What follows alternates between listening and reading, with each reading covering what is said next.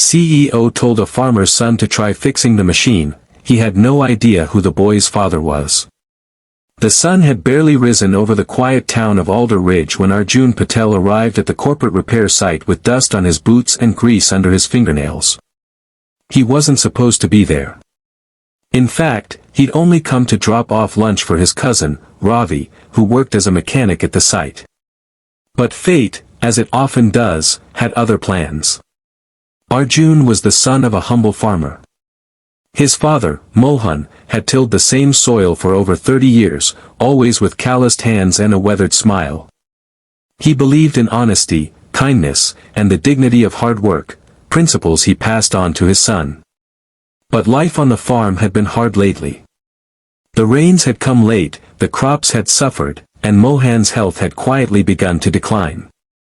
Arjun, just 20 and barely out of community college, knew he had to help however he could.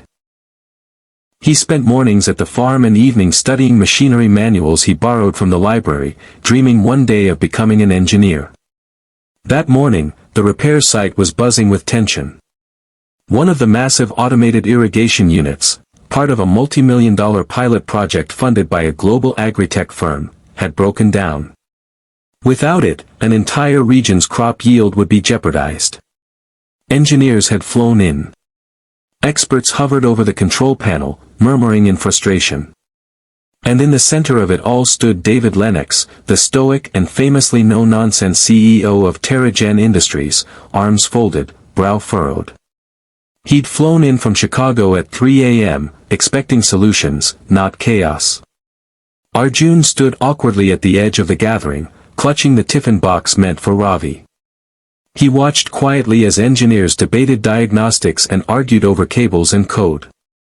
None of it seemed to work. The machine's internal interface had locked, and the backup system wasn't responding. Tension built as the hours ticked by. Then, like a whisper against thunder, Arjun spoke up. "Excuse me, sir," he said, stepping forward.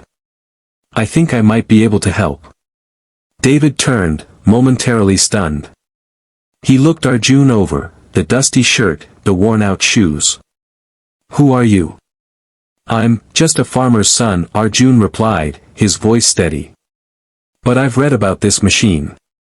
I know the old version used a failsafe override." The engineers scoffed. One even chuckled under his breath. David raised an eyebrow.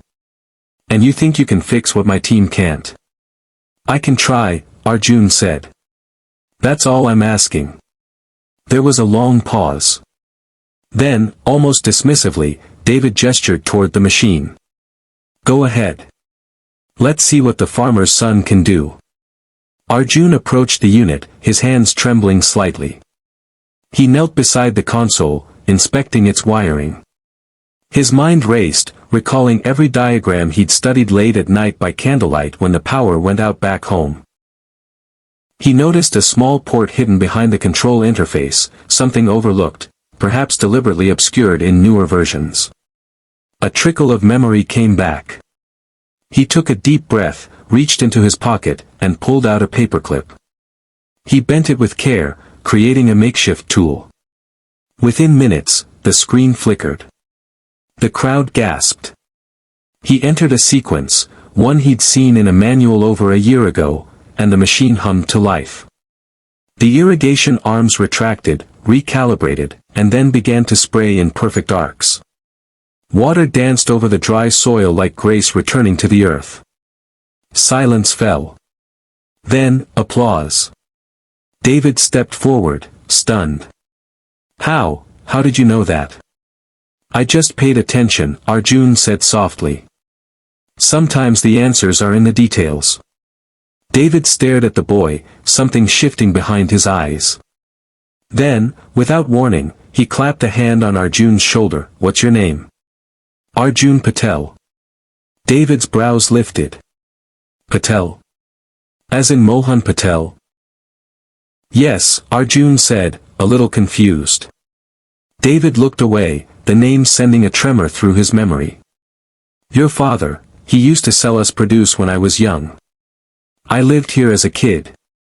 He once gave my mother vegetables on credit when we couldn't afford them. He said no child should go hungry. We never forgot that kindness. Arjun blinked. I didn't know that. David's voice was quieter now. He probably doesn't even remember. But I do. That man's generosity fed my family more than once. The moment hung heavy, thick with realization. David turned to his team. Get this young man an internship. Immediately. And a scholarship, if he wants it. The engineers looked at each other, stunned. And you, David said, turning back to Arjun, you're not just a farmer's son. You're an engineer. Or will be, if I have anything to say about it.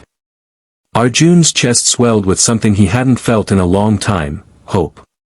He shook David's hand, still half convinced it was all a dream. But as the CEO walked away, already barking new instructions, Arjun knew this was real. His hands, the same ones that once helped plow his father's field, had just changed his entire future. That night, when he returned home, Mohan was sitting on the porch, his frame thinner, his eyes tired. Arjun told him everything. Every detail. His father listened quietly, and then, with tears shining in his eyes, said, I planted seeds years ago I thought had withered. But today, one of them bloomed. News of Arjun's act spread through the town, then the state.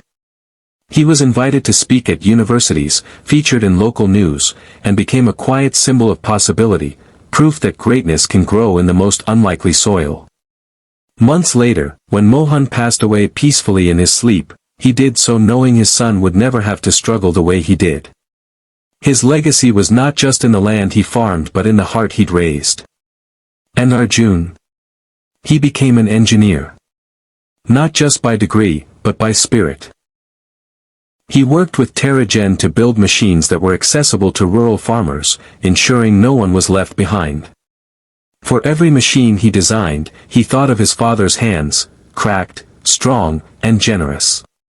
Years down the line, standing in a gleaming lab with his name etched on the door, Arjun often told this story. Not because it made him a hero, but because it reminded him of something the world too often forgets. Sometimes, the smallest voice in the room holds the greatest wisdom. And sometimes, the greatest legacy isn't built in boardrooms, but in fields, under the sun, with hands that never stop giving.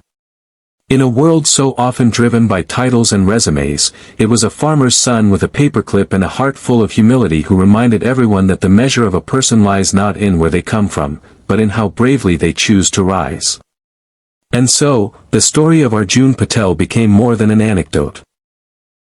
It became a reminder that kindness given freely, long ago, had come full circle.